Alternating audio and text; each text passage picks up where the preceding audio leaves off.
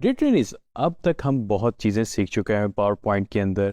और आज हम जो चीज़ देखेंगे वो है एनिमेशन और ट्रांजिशन, जो कि स्लाइड डिज़ाइंस के अंदर या प्रेजेंटेशन के अंदर बहुत ज़्यादा मैटर करती हैं। आपने देखा होगा अक्सर टेक्स्ट आ रहा है, कभी राइट साइड से आ रहा है, कभी फ्लोटिंग आ रहा है, कभी आपके इमेजेस जो हैं पॉपअप हो रहे हैं। ये सारी चीज़ें जो हैं पावर पॉइंट आपको ऑफर करता है। अब उसमें से हम कुछ चीज़ें ज़रूर देखेंगे, कुछ आप लोग खुद ट्राई करेंगे। आइए चलते हैं पावर पॉइंट की तरफ।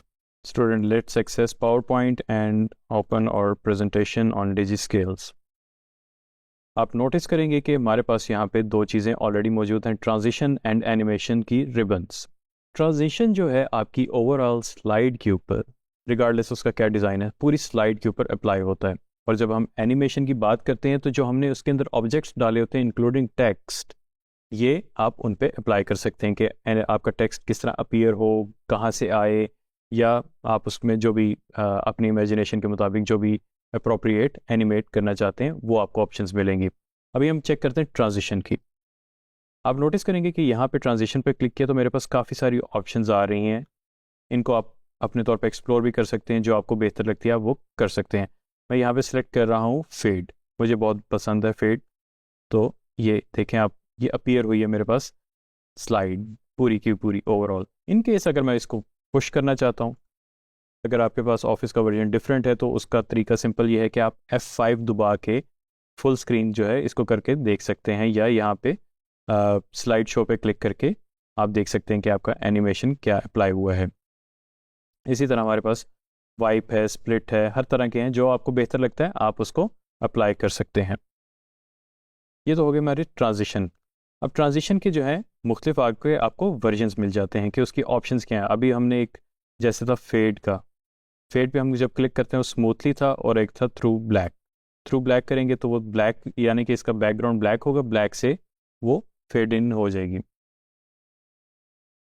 इसी तरह जो है अगर हम पुश की बात करते हैं तो पुश आप देखेंगे वो मुझे चार ऑप्शंस दे रहा है कि लेफ्ट से करना है, राइट से करना है, टॉप से करना है या बॉटम से करना है। तो जो चीज़ मुझे अप्रोप्रिएट लगती है अपने ज़रूरत के मुताबिक उसको मैं सेट कर सकता हूँ। इसी तरह हम ड्यूरेशन सेट कर सकते हैं कि कितनी ड्यूरेशन के बाद ये हो एनिमेशन। अगर साउंड डालनी है तो हम साउंड भी डाल सकते हैं इसमें। और अप्लाई टू ऑल का मतलब है कि जितनी भी आगे आने वाली स्लाइड्स हैं उनके ऊपर ये एनिमेशन प्री अप्लाई हो जाए। और मैं इसको सेलेक्ट कर दिया है, यानी कि अब ये होगा कि जितनी भी मेरी स्लाइड्स आएंगी उनके ऊपर ये जो है ट्रांजिशन अप्लाइड होगी। और आप नोटिस करेंगे इन थंबनेल्स के साथ स्टार आना शुरू हो गया है, और मुझे ऑप्शन दे रहा है कि प्ले एनिमेशन। जब मैं इस पर क्लिक करता हूं तो आप नोटिस करेंगे कि स्लाइड्स मेरी एनिमेट होके आ रही हैं। अब हम बात करते हैं एनिमेशन की। जैसे कि मैंने आपको बताया कि एनिमेशन जो है आपके ऑब्जेक्ट्स का होता है।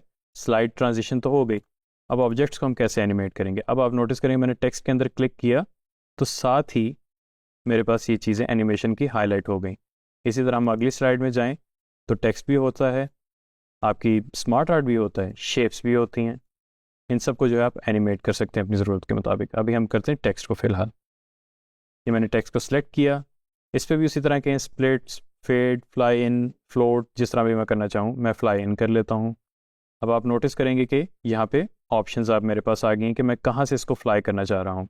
इसको मैं फ्रॉम लेफ्ट कर देता हूँ कि जब ये स्लाइड स्टार्ट हो तो ये लेफ्ट से आए। ये हमने इसमें जो है आप देख रहे होंगे कि हमने इसको जो है टाइटल को एनिमेशन कर दिया फ्लाई इन वाला लेफ्ट से। इसी तरह जो है मैं फ्रीलांसिंग वाले को भी स्प्लिट कर रहा हूँ, और इसी तरह जो मेरे पास ग्लोब का ऑब्जेक्ट है इसको भी मैं एक रैंडम इफेक्ट दे रहा हूँ। अब आपने नोटिस किया होगा जब हम टेक्स्ट की बात कर रहे हैं तो वो सारे का सारा टेक्स्ट इकट्ठे आ रहा है। और आप चीज़ एक और नोट करेंगे कि यहाँ पे 1 2 3 आ गया है। इसका मतलब है कि सबसे पहले ये एनिमेट होगा, फिर उसके बाद ये फ्रीलांसिंग वाला एनिमेट होगा, फिर थर्ड में जो है हमारे पास जो आइकॉन हमने ऐड किए थे ये एनिमेट होंगे। तो ये सीक्वेंस आपको शो कर रहा है। अब एक और आप चीज़ नोट करेंगे कि जब हम किसी चीज़ पे क्लिक कर रहे हैं तो वो हमें बता रहा है कि स्टार्ट ऑन क्लिक। इसका मतलब है कि जब मैं क्लिक करूंगा माउस से, या मैं कीबोर्ड से कोई बटन दबाऊंगा, या मैं प्रेजेंटर कंट्रोल से यूज़ करके प्रेजेंटेशन को आगे करूंगा, तब ये एनिमेट होगा, अदरवाइज नहीं होगा। तो फॉर इंस्टेंस अगर मैं स्लाइड्स दे रहा हूँ या मैं प्रेजेंटेशन दे रहा हूँ तो मैं बार बार बटन दबाऊँ तो ये चीज़ गैर मुनासिब लगती है। तो इसका मैं हल निकालता हूँ कि ऑटोमेटिकली वो करे विद प्रीवियस और आफ्टर प्रीवियस। विद प्रीवियस का मतलब है कि जैसे ही जो प्रीवियस एनिमेशन या प्रीवियस ट्रांजिशन ख़त्म हुई है उसके साथ हो, लेकिन मैं इसको करूँगा after previous. After previous with previous का मतलब है कि जो हमने ट्रांजिशन पहले डाली थी उसी के जो पुश वाली उसके बाद स्टार्ट हो या उसके साथ स्टार्ट हो। मैं उसके बाद कर दूंगा तो मैं आफ्टर प्रीवियस कर लूँगा और इसी तरह ये ऑटोमेटिकली होगा। अब आप देख रहे होंगे कि यहाँ पे 1 के बजाय 0 हो गया, इसका मतलब है कि ये ऑटोमेटिकली होगा। अब मैं फ्रीलांसिंग पे क्लिक करूँगा और इसको मैं कर देता हूँ स्टार्ट आफ्टर प्रीवियस। अब यानी कि ये 0 के बाद ये आएगा और लास्ट में ये है। अगर ये चाहे तो मैं क्लिक पे रख सकता हूँ, ये मेरी अपनी ज़रूरत के मुताबिक है।